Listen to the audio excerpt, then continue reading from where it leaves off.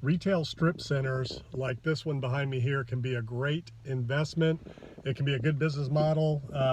You have to be very careful. You need to understand the demand in the area, the neighborhood, but more importantly, all of the little nuances that come with owning a strip center. When you have multiple tenants in a retail strip center, there's a lot of things you need to think about: co-tenancy clauses, things like that, anchor tenant clauses, things like that. But one of the biggest items that you need to understand is the cost of turnover. As you can see over here, this space is being renovated and turned over for another tenant. So you have to factor in tenant improvement allowances and understand how to amortize that in your investment, and how the lenders and the banks are going to look at those improvements if you want to capitalize them, refinance your building, and include them in that refinance process. So there's a number of ways to account for that. Some owners will offer a tenant improvement allowance and will escalate the lease amount, the rent amount, in order to offset for that. Some will offer no tenant improvement allowance and then reduce the rental rate to get people in.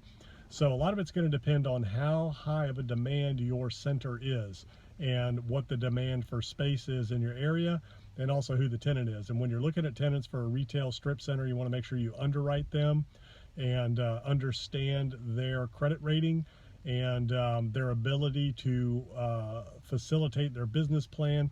So you got to underwrite not only the individual behind the business, but you need to underwrite the business, their business plan, kind of look at their market.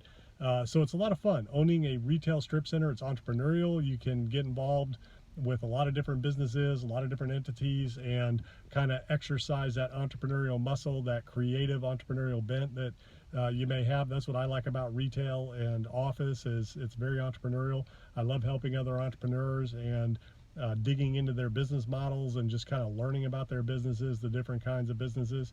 It's a lot of fun, and the things that you find out is it doesn't really matter what the business is, the fundamentals are all the same. So it's all about a market, it's all about creating opportunity, solving problems, and fulfilling a need in the marketplace. So if you have a retail center or you're looking to get into that business, you need to understand the market, the demand, the metrics that go into that, what the cost of the turnover is going to be.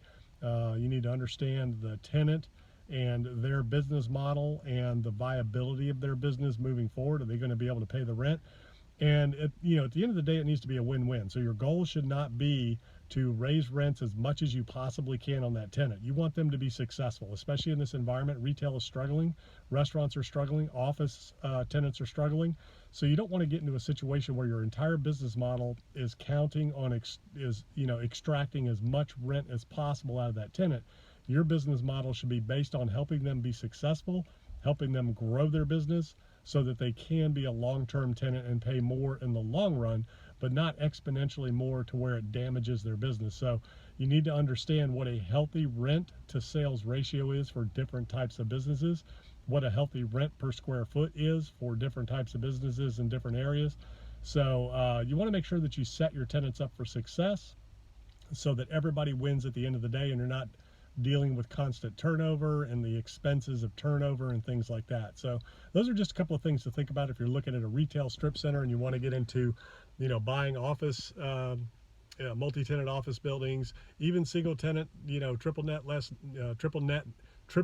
lease, single tenant, triple net lease properties. If you're looking to get into those, you want to understand all the costs of owning and operating those businesses and how to set everybody up for success long term.